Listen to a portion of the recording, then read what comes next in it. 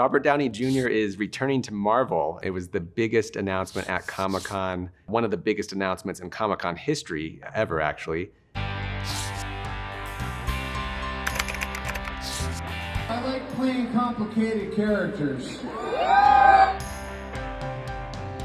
Basically what happened was Kevin Feige, the Marvel Studios boss, confirmed that the Russo brothers are back to direct Avengers Doomsday and Avengers Secret Wars. And they said, you know, there's only one actor in the world that could play Dr. Doom. Please, please, please, please, please. The crowd went absolutely wild. So what does it mean for the MCU now that he's back? We need to look back at the history a little bit to understand. So 2008, Robert Downey Jr. started the whole MCU with Iron Man. You know, he was kind of having a career comeback. Marvel Studios was, you know, taking Iron Man, who was kind of a third-rate character, taking a chance on that. Iron Man, thanks in large part to Downey, became a giant hit. You know, launched Marvel Studios, they were able to make the Avengers, make all sorts of movies, ultimately became the top grossing film franchise of all time.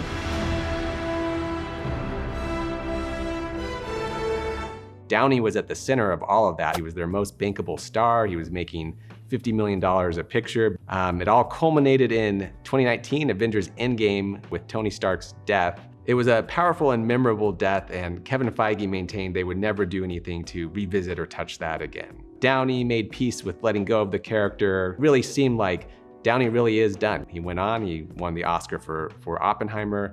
Marvel tried to move on. They've had some misses at the box office. They set up Jonathan Majors to be the villain king, but Jonathan Majors ended up getting into some legal trouble. Marvel cut ties with him. What they've ultimately decided to do was, let's rework this movie. Let's go back to what worked essentially, which is the Russo brothers and Downey together and fill that hole that Downey left, because they never were able to really find somebody that could be the center of that universe. I am Iron Man. So how will all this work? Well, the TV show Loki introduced the concept of variants, which is in the multiverse, there are infinite versions of almost every character. There are different Lokis, there are different Deadpools, as we've seen, there are different Logans. Deadpool and Wolverine really played with this. There are different Spider-Men, you know, that's Tobey Maguire, Andrew Garfield, Tom Holland. That's how those guys can all be in a movie together.